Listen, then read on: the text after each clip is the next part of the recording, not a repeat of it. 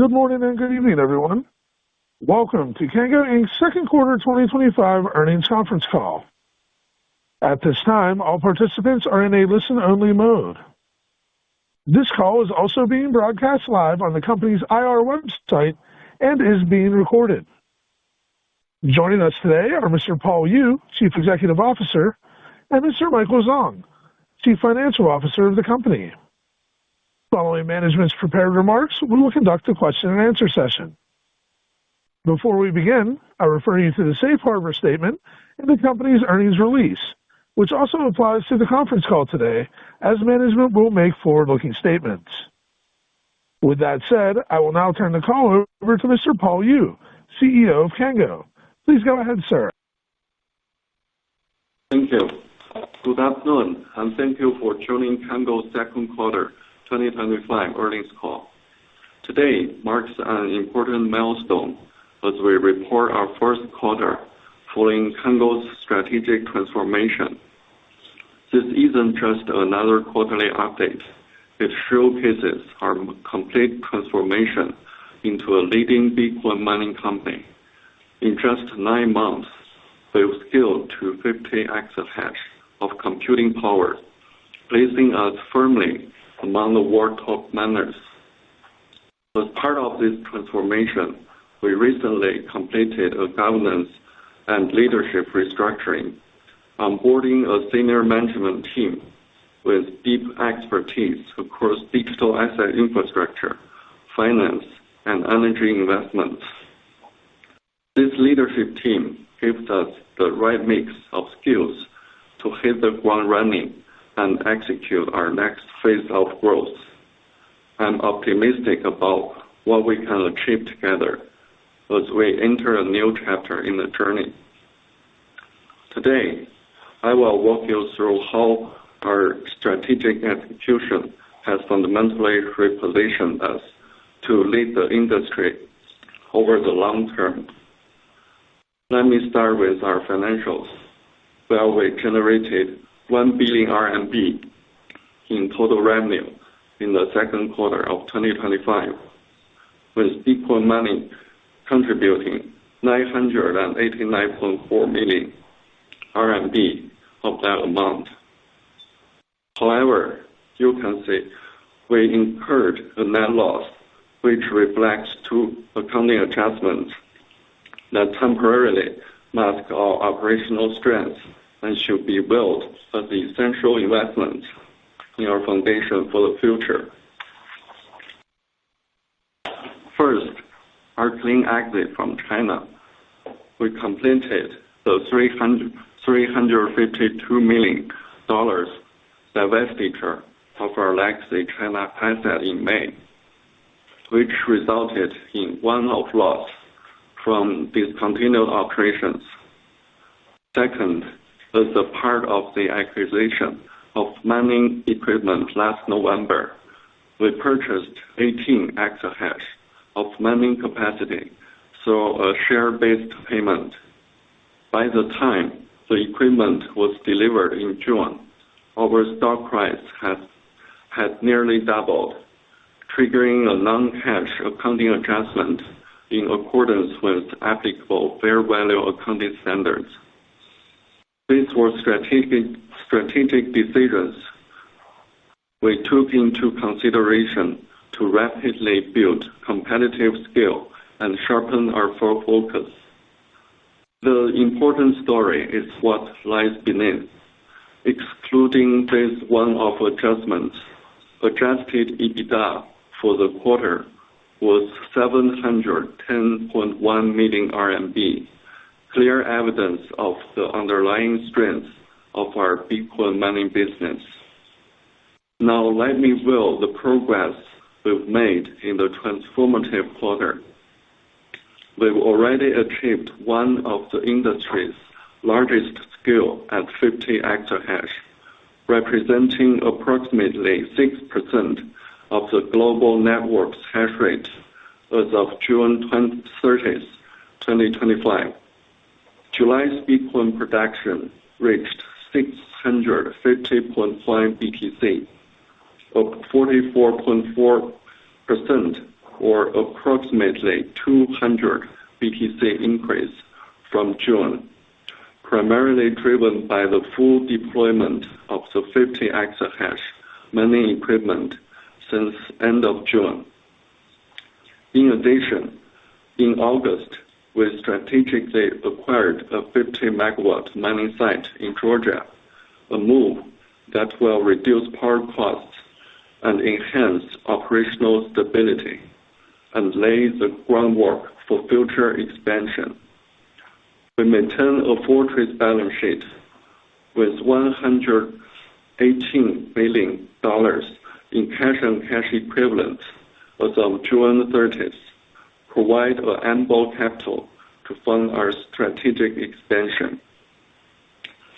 Our asset-light strategy provides a distinct advantage. By acquiring plug-and-play mining rigs with minimal upfront capital, we are able to scale more quickly and cost-effectively than vertically integrated competitors. Although this model resulted in higher cash cost per BTC of $83,091 during the quarter, our all-in cost remained competitive at $98,636 per BTC. This is primarily due to significantly reduced depreciation expenses from low equipment acquisition costs, which offset elevated power expenses. As a result, our capital efficiency supports a solid return on capital employed and ensure resilience across market cycles without burden of heavy equipment financing. Additionally, our geographic diversified footprint across North and South America, Middle East, and Africa helps mitigate regional risks while sustaining industry-leading efficiency. Our roadmap forward is clear and purposeful. In the near term, we will maximizing value from our 50 exahash of mining capacity by implementing efficiency upgrades and replicating the low-cost operational model of our Georgia site.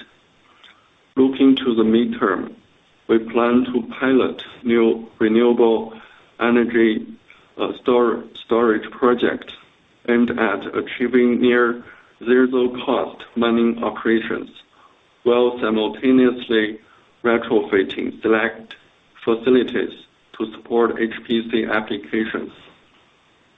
Over the long term, we are ultimately building a dynamic computing platform that intelligently balances Bitcoin mining and AI workloads, all powered by our expanding energy expertise. This quarter's results reflect a company making bold and strategic moves. We have accepted temporary accounting adjustments to secure lasting competitive advantages, namely meaningful scale, cost-effective infrastructure, and a focused commitment on pure-play, high-value computing. With this strong foundation firmly in place and a clear path to compounding value, I will never be more confident in Cango's future. Before I turn the call to Michael Zhang, our CFO, to take you through our financial results for the quarter in more detail, let me quickly review our legacy business. We remain focused on lean asset-light operations for our used car export platform, Cango. Since its launch, our platform has attracted over 6 million visits and surpassed 456,000 registered users. It now hosts more than 800,000 vehicles, listing with 70,000 different models on offer, connecting China's used car market with international buyers seeking quality inventory. We continue to see steady growth opportunities in this segment in the future. With that, I will turn the call to Michael. Thanks, Paul. Hello, everyone, and welcome to our second quarter 2025 earnings call. Before I start to review our financials, please note that unless otherwise stated, all numbers are in RMB terms. Total revenues in the second quarter 2025 were 1 billion. Revenue from the Bitcoin mining business in the second quarter 2025 was 989.4 million, with a total of 1,404.4 Bitcoins mined in the second quarter 2025. The average cost to mine Bitcoins, excluding depreciation of mining machines, was $83,091 per coin, with all-in cost at $98,636 per coin during the quarter. Revenue from automobile trading income was 12.4 million in the second quarter 2025. Now let's move on to our cost and expenses during the quarter. Cost of revenue, exclusive of depreciation and amortization in the second quarter of 2025, was 836.9 million. Depreciation and amortization in the second quarter of 2025 was 156.4 million. General and administrative expenses in the second quarter was 21.7 million. Due to one-off loss from discontinued operations and non-cash impairment loss, we recorded an operating loss of 1.3 billion and a net loss of 2.1 billion in the second quarter of 2025, respectively. Excluding the impairment loss and the one-off loss from discontinued operations, we recorded adjusted EBITDA of 710.1 million in the second quarter of 2025, compared with 5.4 million in the same period of last year. Moving on to our balance sheet, as of June 30, 2025, we had cash and cash equivalents of 843.8 million. Starting with our second quarter 2025 results, we intend to change the reporting currency of our consolidated financial statement from RMB to US dollars, reflecting the profile of our revenue and profit after divestiture of our China asset in May 2025. The change is expected to be effective from the company's results for the third quarter 2025, which will be reported in US dollars. This concludes our prepared remarks. Operator, we are now ready to take questions. Thank you. If you would like to ask a question, please press star then one on your telephone keypad. If your question has already been addressed and you'd like to remove yourself from queue, please press star then two. We do ask that you please pick up your handset before pressing the keys. Once again, that is star then one if you have a question. And today's first question comes from Emerson Zhao with Goldman Sachs. Please go ahead. Thank you, management team. This is Emerson from Goldman Sachs. I have two questions. Number one, could you outline your roadmap for computing power over the next 12 months, as well as the capital expenditure plans? For example, whether you will continue to acquire mining sites or order new miners. Number two, we understand the previous announcements mentioned your strategic direction of green energy plus storage. Could you update us when is the new progress expected? Thank you. Thank you, Emerson, for attending the conference call. I will take the first question, and our CEO, Paul, will take the second one. For the first question, for computing power, our goal for the second half of the year is to fully unlock the value of the current 50 exahash computing power. This will be achieved by improving operational efficiency, upgrading machines, and selectively acquisition of mining sites with low electricity costs. One example of such a site is our newly acquired mining facility in the state of Georgia. Of course, if suitable opportunities come up, we will be open to expanding computing power through M&A as well. As for capital allocation, we will continue to maintain strict capital expenditure discipline. We are also evaluating opportunities in areas including computing power expansion, green energy storage, AI HPC center, and more for long-term growth. For the second half of the year in particular, the focus will be on selective mining site acquisition. Specifically, we are looking at sites that significantly reduce electricity costs, enhance energy security, and support the stability of our overall operations. More importantly, by operating this infrastructure, we will get critical hands-on management expertise. We believe this will provide a solid foundation and a strategic flexibility for future business expansion into energy plus HPC sector. Thank you. Regarding the green energy plus storage, it is one of our most important strategic objectives. We are advancing through two parallel paths. First, we are actively seeking M&A targets globally for rapid deployment. And second, we will develop critical hands-on management experience by investing in pilot projects that are developed with experienced partners. Thank you.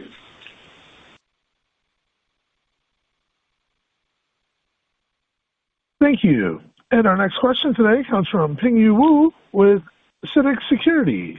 Please go ahead. Thank you for taking my question. This is Pingyu from CITIC, and I have also two questions. The first is, the company previously mentioned to follow a light asset model, and we also acquire mining sites. So does it mean that the company is gradually shifting towards an integrated operation? And my second question is there a plan to acquire more low electricity cost mining sites in the next phases? And are low-cost regions such as Latin America and Middle East prioritized, and what are the screening criteria? Thank you. Thank you for your question. Acquiring those mining sites isn't solely about reducing costs. Beyond cost reduction, there are three strategic benefits. First, stable energy supply. Supporting our existing large-scale computing power requires reliable and consistent energy sources. Second, infrastructure and operational expertise. We gain critical operational experience that lays a solid foundation for upgrading our capacities. Third, creating a foundation for strategic transformation. By securing low-cost power and scalable sites, we are building the infrastructure needed for future transformation into AI data centers. With these benefits in mind, our criteria for selecting mining sites also fall under three pillars: low-cost electricity to maintain business competitiveness, sufficient capacity, and power redundancy to support future upgrading, and stronger regional grid stability to handle high load demands after transformation. Our asset-light strategy avoids the risks of CapEx-heavy mining models, and by managing energy sources and scalable sites, we achieve dual strategic positioning for both current business support and future AI transformation. In our view, selectively acquiring mining sites doesn't change our capital-light strategy in mining business. Instead, it enhances our operational efficiency and gradually creates a pathway towards green energy and AI computing centers. Regarding the plan to acquiring more mining facilities, in general, we will continue to monitor M&A opportunities for energy projects in line with the company's strategic transformation needs. In mining site selection, we conduct in-depth evaluations based on actual operational performance, detailed cost-benefit calculations, and potential strategic synergies. Regionally, the U.S. is our current priority. Most of our miners and hosting sites are already located there, and we want to strengthen our local operations and market position. The Middle East is a region with attractive energy prices and policy stability is also within our scope of consideration. For specific targets, we will focus on factors such as local climate, energy prices, and policy stability. We tend to prioritize acquiring sites where we already have long-term stable collaborative relationships, good operating conditions, and sustained low power cost advantages. Thank you. Thank you. And as a reminder, if you would like to ask a question, please press star then one.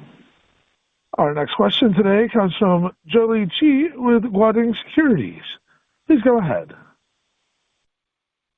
Thanks, management, for taking my question. This is Jolie from Guoding Securities, and I have two questions as well. The first one is that we have noticed the leading mining companies like Mara, CleanSpark, etc., have reached 50 EH.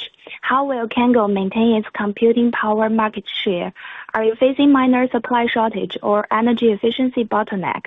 And the second one is that when promoting related infrastructure investment in the U.S., do you face restrictive policy risks?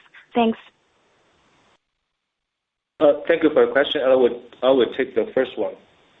As one of the largest miners with a current scale of 50 exahash per second, maintaining competitiveness isn't just about increasing the total volume of the computational power.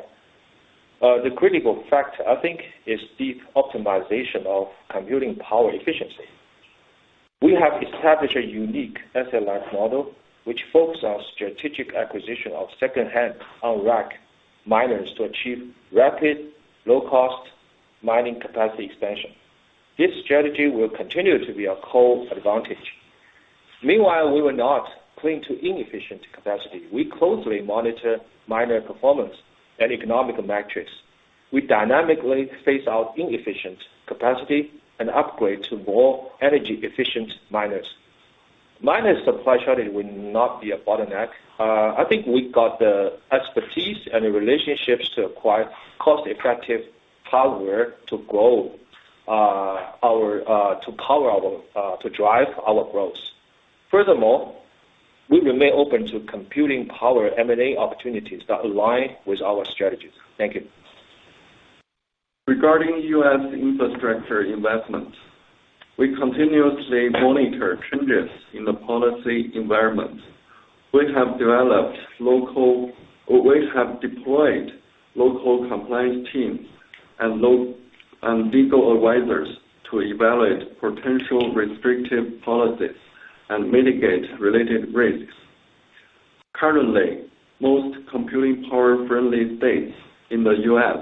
have no restrictive policies on power access or land use for data centers. Instead, they have introduced computing power infrastructure investment subsidies. Only a few states have stricter approval process requirements for converting crypto computing power to general purpose computing power.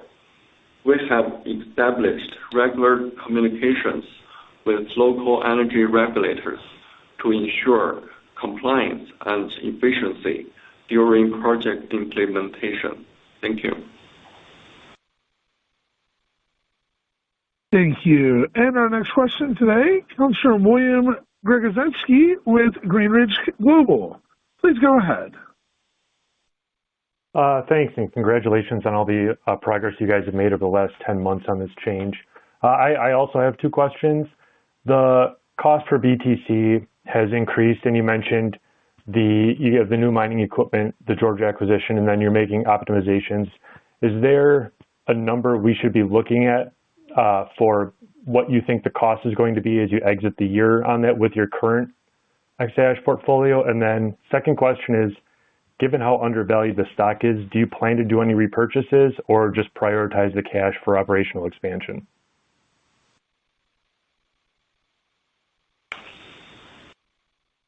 Thank you, William. I think I will take both of the questions. For the first one, as we just disclosed in our second quarter results, our cash cost per BTC was approximately $83,000, with an all-in cost around $98,000. The deployment of our new equipment in July bring our operational hash rate to 50 exahash is a key step towards improving both metrics. The increased scale and efficiency of this new fleet are expected to increase our absolute Bitcoin production and improve our cost profile on a per coin basis. However, we are also seeing continuous upward pressure on mining costs across the sector, driven primarily by the rapid increase in global network hash rate. Therefore, while our new rigs will gain us further economy of scale, we anticipate these industry-wide headwinds will also be reflecting our cost structure during the third quarter.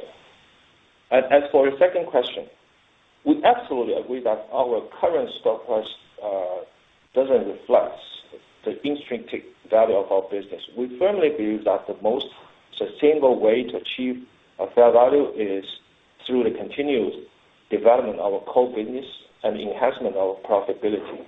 Therefore, our primary focus is to strategically deploy our cash and liquidity to fund high return operational expansion and our business transformation. This includes investing in new high-value areas such as AIDC, which we believe will drive future growth and profitability. Simultaneously, we are deeply committed to delivering return to our investors. We will continue to take a balanced approach, carefully evaluating our business development needs alongside capital market conditions to manage our liquidity prudently. This means we will consider all tools at our disposal, including our ongoing share repurchase program, to ensure we are creating long-term value for our shareholders. Thank you. Thank you. And our next question today comes from Kevin Dede at H.C. Wainwright. Please go ahead. Thank you. Good afternoon. Appreciate you taking my questions. Paul and Michael, you've addressed this question a number of times, but it's still a little unclear to me. The August hash rate was almost 44 exahash of the 50 that you have deployed. I don't understand how improvements and optimization will get you that next 6 exahash. Could you maybe explain that? And how should we look at that going forward? Thank you, Kevin, for your questions. I think first, we'd like to highlight that the near 44 exahash disclosed in our August production report represent our effective operational hash rate. Although it's reached like 87% effective rate, but it still has a difference, a gap compared to the top miner, which is above 90%.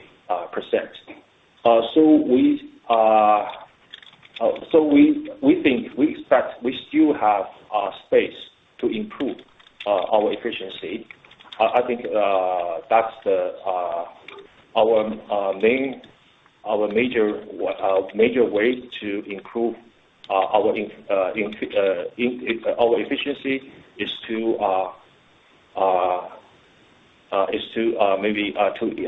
upgrade our inefficient miners, and also to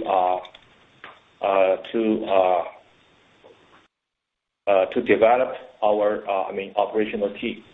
I think maybe we can further improve the efficiency of the miners. Paul, do you have any? Yeah.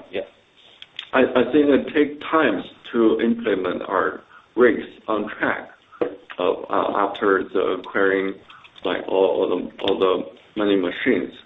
And also there are a lot of curtailment in the US during the summertime. I think we will improve our operational efficiency in the future. Thank you. No, thank you, Paul. I had suspected that curtailment was certainly a factor.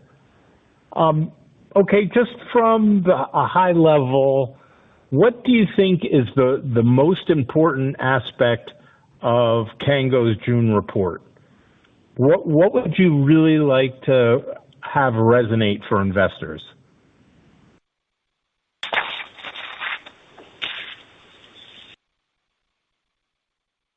This quarter was truly a milestone for us. First, we completed the divestiture of our China operations and the acquisition of 18 exahash in HashRate.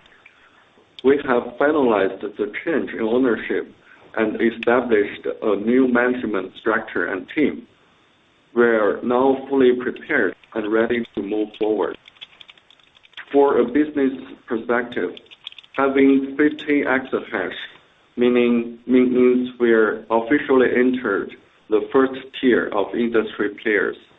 At the same time, our Bitcoin holdings continue to grow, now exceeding 5,000 BTC. And this has future solid our man and hold strategy. On the financial side, it's